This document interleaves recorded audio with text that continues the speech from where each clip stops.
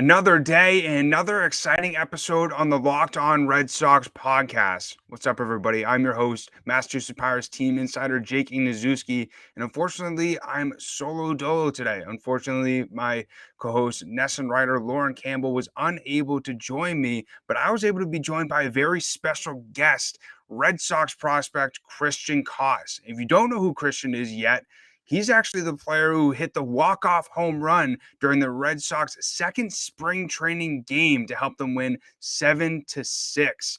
And it was a moonshot right over the monster, and Mike Monaco had a great call to it. But Christian and I walked through a little bit leading up to that up at bat, and he also gives his reaction to the support from Red Sox Nation after that walk-off home run. And we also talk a little bit about his experiences, not only in spring training, but also learning from guys like Christian Arroyo as well as Alex Cora.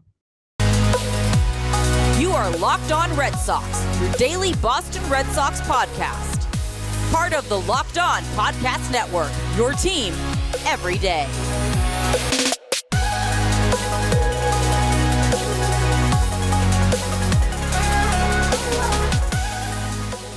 Today's episode is brought to you by BetOnline. BetOnline has you covered this season with more props, odds, and lines than ever before. BetOnline, where the game starts. I am here with Red Sox prospect Christian Koss. So how are we doing today, Christian? Doing great, man. Doing great. Well, so for people who don't know who you are yet, they definitely got the chance to see what you got over the past few games in spring training so far.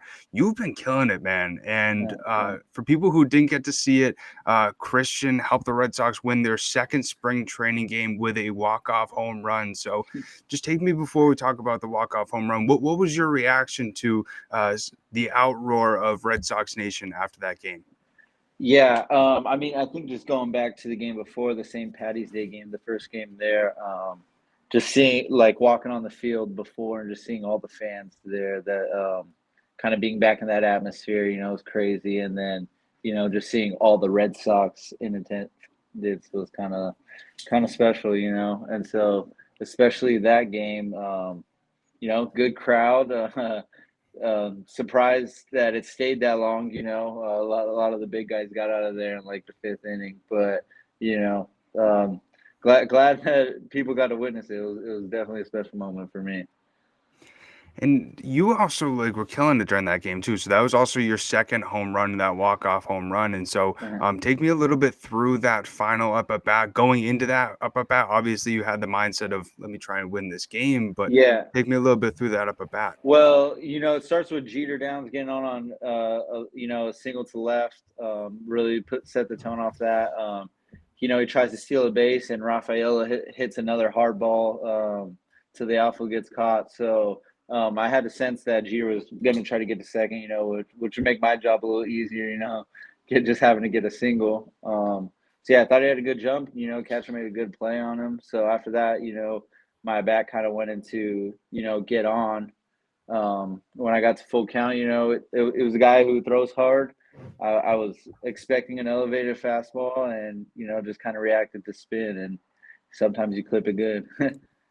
Yeah, you definitely did. And I don't know if you got to see the broadcast afterwards. Mike Monaco did a hell of a call on that one because it was a shot right over the monster. And it was also really cool as well to see the MLB Instagram give you some love as well on that. No, definitely.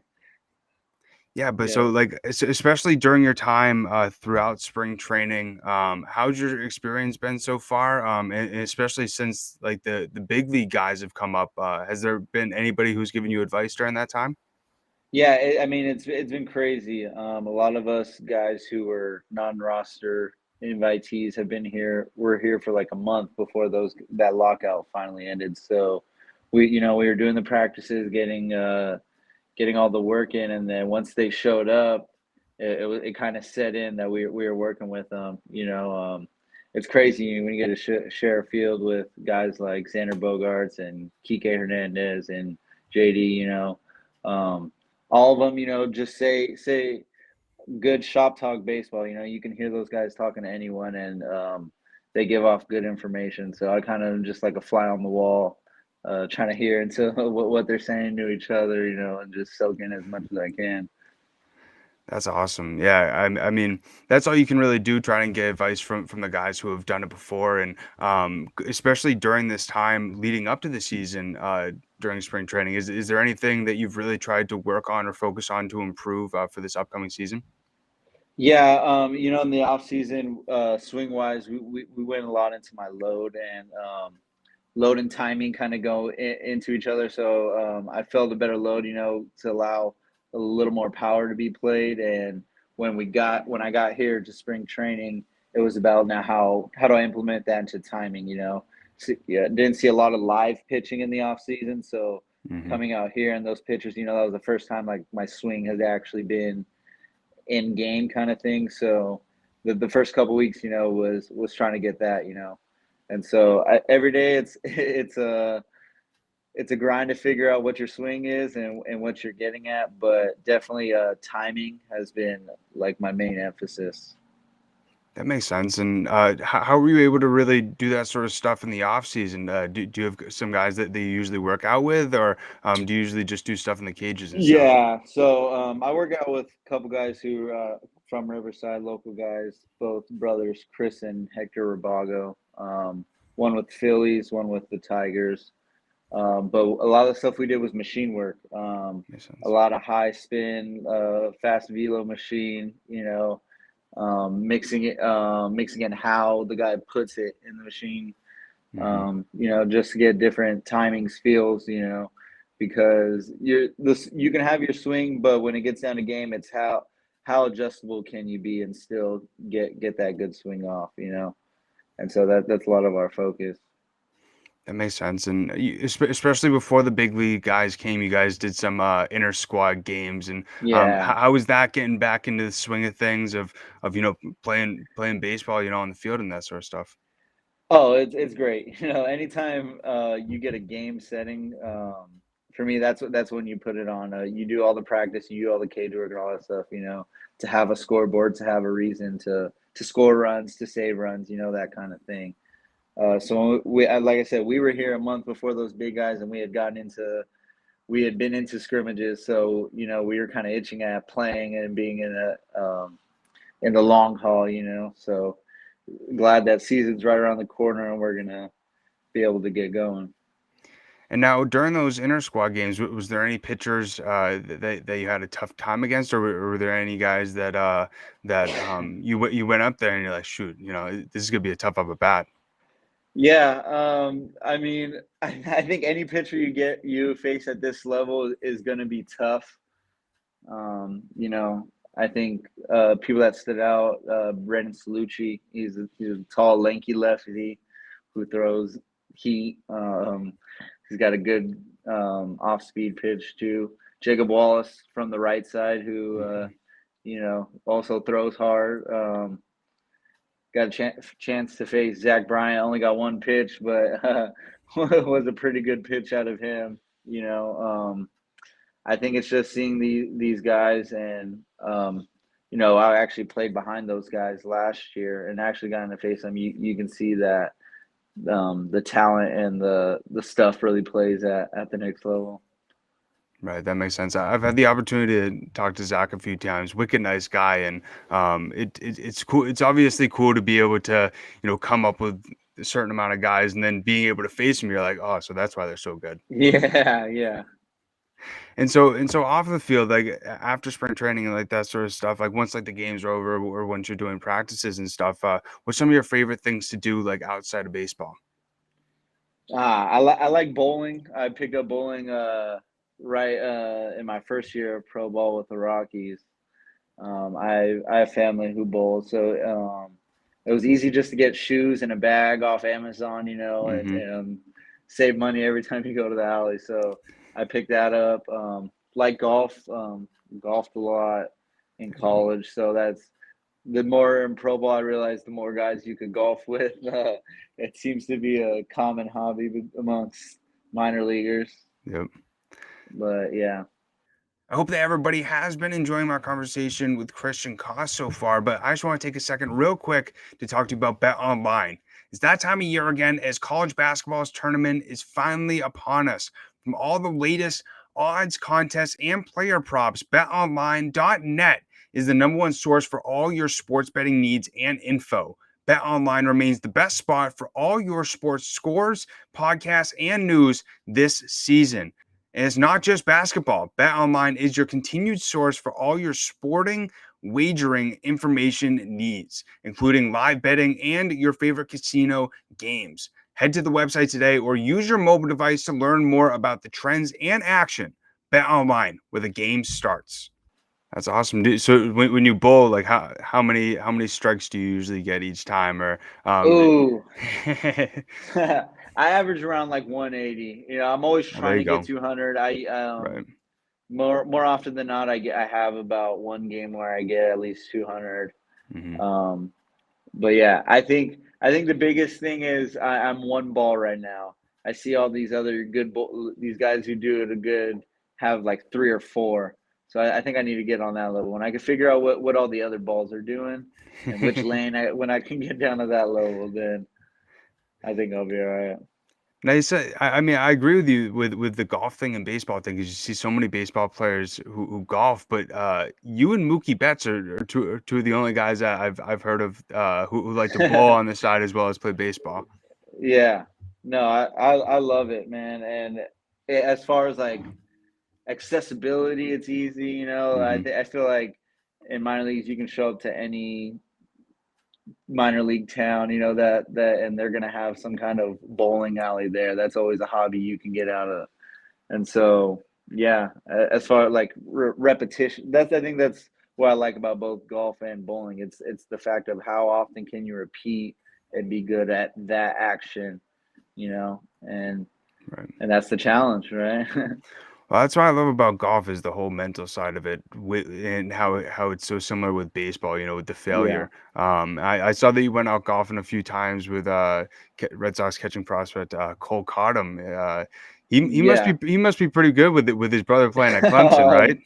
Oh yeah, and that guy, and as long as I've known him, when I had found out that his brother had played golf, that would have been the first time I was like, oh, okay, I got to play with him to see what he's all about. And yeah, that man can swing a golf club, and it's funny because I mean, like I said, there's guys of all different levels who we can go out and golf with in minor leagues. So you see guys who are there and just whacking it and have one good shot, but then you play with guys like him and he's hitting consistent shots and you're like, man, that's how easy this is supposed to Yeah. be. That's funny. Yeah, it all goes into the practice, and something that I say when I'm golfing Yeah. is every hole is an experiment. We'll see where it lands. Yeah. But you brought up that you started bowling when you were over with the Rockies organization. So I want to talk a little bit about the trade to the Red Sox and that sort of transition. So you got traded for Yohan Ibar from the Rockies, and so when you first realized that you were getting traded to an organization, such a storied organization like the Boston Red Sox, what was your initial reaction? Yeah, I mean, so when I got the call at first from the assistant GM, I was like, okay, it's either cut or traded. Right. So, and so when he had said he had weird news, I was leaning more towards trade. And then he had said the Red Sox. And so, first thing that came to my mind was like you said, wow, it's a great franchise, just such a historic background with what they've done.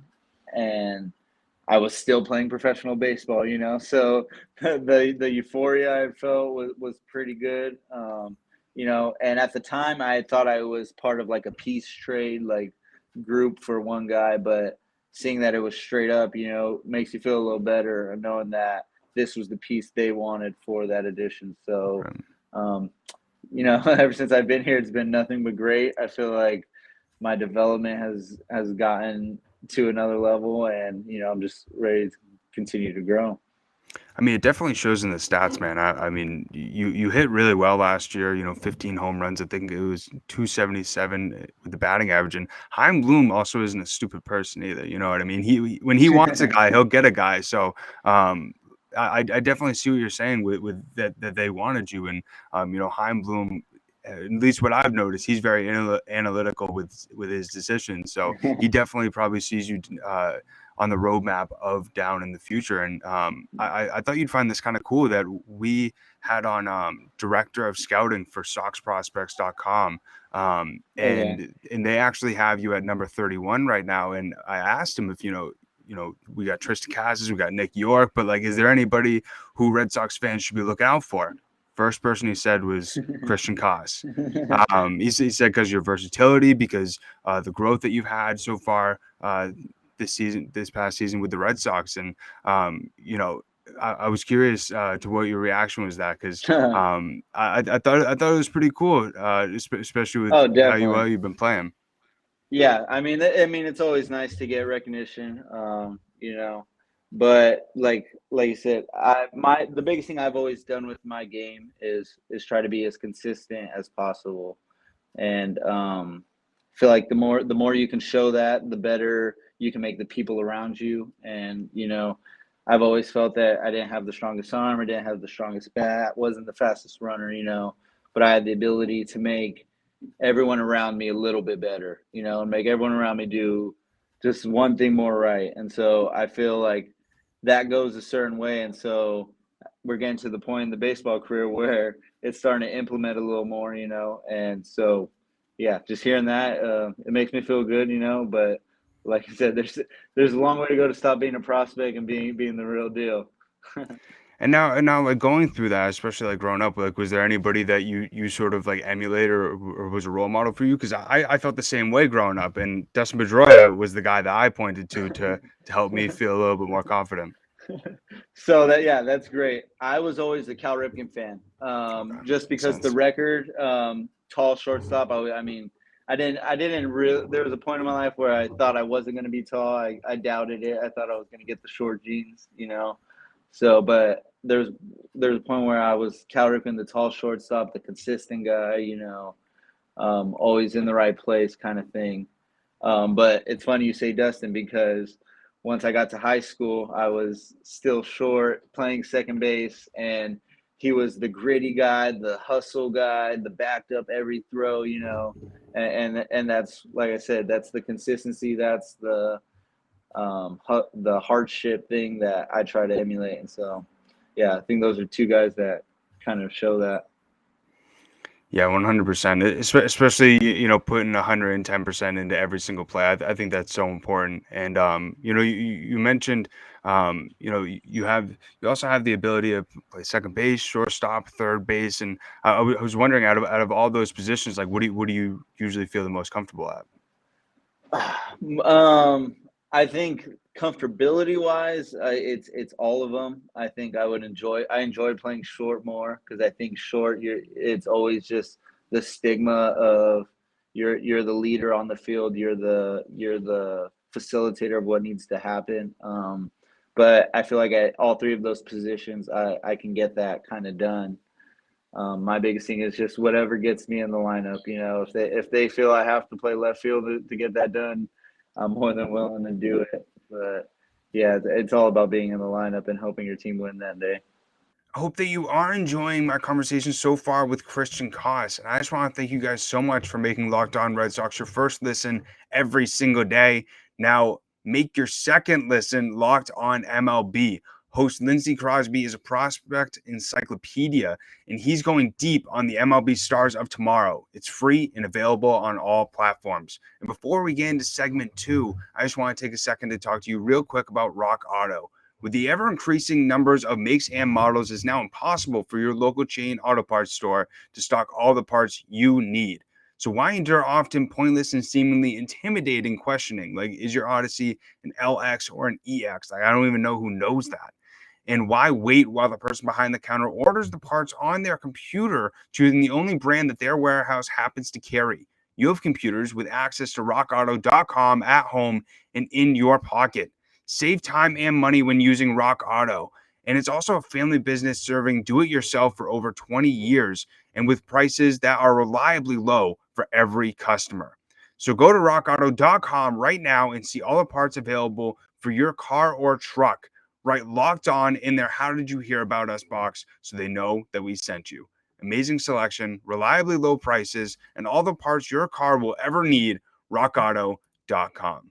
That makes sense. And yeah, I mean, I think what's so important, especially now with how we've seen Heim really sort of build up not only the farm system but also the current roster, is that versatility. I Yeah. think that's so important in this type of baseball. But I'm also curious as well. Like we see so many times players have superstitions on either before the game or after the game. Do you have any sort of game day rituals that you stick to? Game day, on the road, I shave my arms before every game in the hotel just because there is a hotel. So, yeah, I do the shaving before. Um, when I start getting streaky hitting, it's usually something to do with the cereal we have in the cabinet, and because I usually try to eat a bowl of cereal before the game. So if there's ever a week or something where I'm doing good, it's consistent cereal. What's some of your go-to cereals? Oh, I love Captain Toast Crunch, Yeah. or let's back that up. Captain Crunch, just the berries, Cinnamon Toast Crunch, Ooh. and there's I, you only find it some places, but it's Oreos, and it's just the cookie in the milk. Like it's basically mini of those.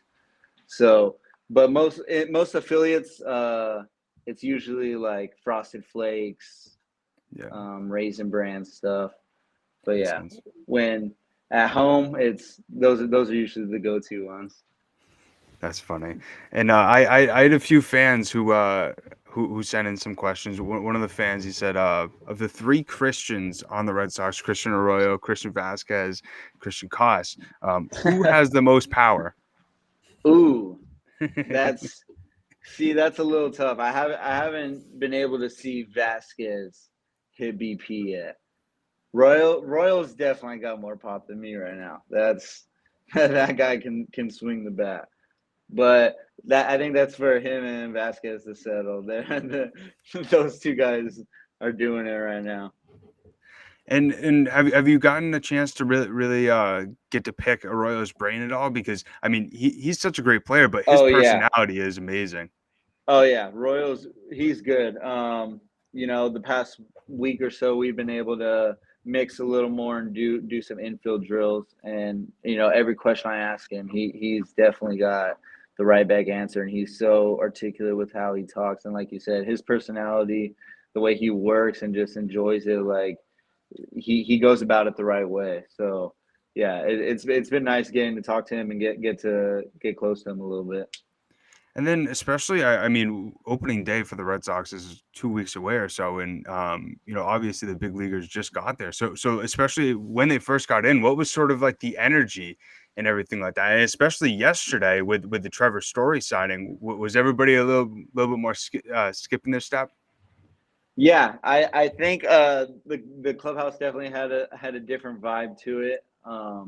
Like when they first got there, you got I can't speak for them. I'm sure they were more relieved. I think us on the non-roster side were a little more timid, because the big dogs were finally in. But all those guys are great. Everyone has talked to us, accepted us in, talked to us, treated us the way they should, But as far as the news, yesterday you definitely could hear the chatter a little more in the locker room. I'm excited to see, when he actually shows up and he's actually here and going about his business, because, like everyone knows, this can be a great team once he's here.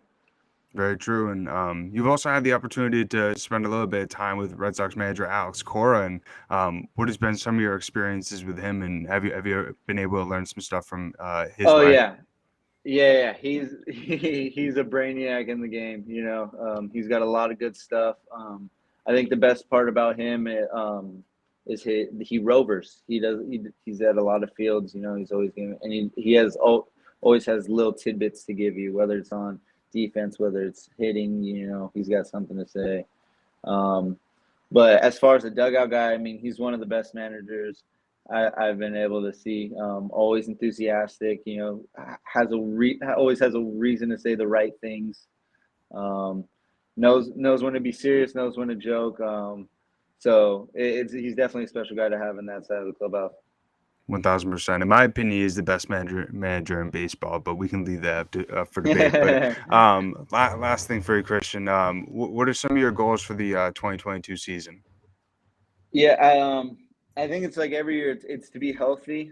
I think if you can show that you cannot get seriously injured or play through things, that plays a lot on your stock value and what you are as a player. I really never set number goals. I'm a show up to the ballpark. What can I do to help my team win that day? Next day's the next day, So I don't plan on hitting X amount of home runs. I hope to steal a little more bases, get that part of my game showing. But yeah, I think it's just stay healthy and help the team win as many games as we can. Well, didn't you also win the 2021 Red Sox best base running Base run award? of the year. Yeah. I mean, that's a hell of an accomplishment. I mean, especially with the team currently, like we don't have tons of speedsters on the team. So, Definitely. what was your reaction to that? And in that part of your game, like how are you looking to get better? Yeah.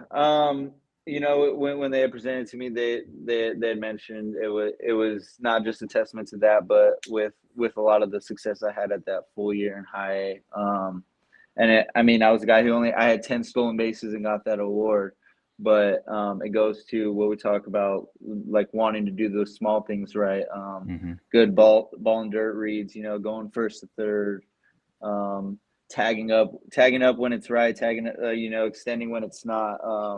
I think that stuff on the base pass goes a long way. And I mean, I'm glad they recognized it. I mean, every time I get on base, my one goal is to score for my teammate, so it's any of those little things that I can do to help get them that. And I'm glad I got the recognition. Me too, man. Definitely well deserved. And I can't wait to see what you continue to do throughout this spring training. And, I'm definitely going to be rooting for you during this season and can't wait to see you continue to kill it, man. Appreciate it, Jake. Absolutely. I hope that you guys enjoyed my conversation with Christian Koss, and I just want to thank you again so much for making Locked On Red Sox your first listen every single day. Now make your second listen Locked On MLB. Paul Francis Sullivan, please call him Sully, brings you his unique perspective on the MLB's past and present. It's free and available wherever you get your podcasts. And do you know what's also free? Locked On Red Sox Twitter. So go over there and give us a follow because we post Red Sox content every single day and we try to get you guys involved in every episode that we have, whether it's Lauren and I just talking about the Red Sox or if we have a special guest on like a player or a reporter. We try to get you guys involved and make this the most fan engaging Red Sox podcast that there is out there. So don't be afraid to not only give us follow over there, but also tweet at us. Let us know what you guys want to hear. Because like I mentioned, we ask you guys and let you guys know who we're having on or what we're talking about before every single episode, because we want you guys, the fans and the audience, to be involved in every single episode. Now also follow myself over on Twitter. It's at Jake Iggy, as well as my co-host Lauren Campbell. It's at La. That's 3 laws, Lauren with 4 R's. Now, we have a very exciting list of guests, not only for this week, but also next week as well, before opening day, because we want to give you guys as much exciting Red Sox content and stuff to listen to about your favorite team as we can. So if you have not yet, make sure to subscribe on whatever audio platform that you're listening to, as well as over on YouTube, because we are now 5 days a week, baby. That's right. Monday through Friday, you are going to be hearing and seeing Lauren and I's faces and voices. And I hope you're excited because I'm super duper excited to give you some great Red Sox content to help you get ready and knowledgeable for this 2022 season. Now, as I always say, greatly appreciate all the constant support, and I'll see you guys and talk to you guys tomorrow. Peace.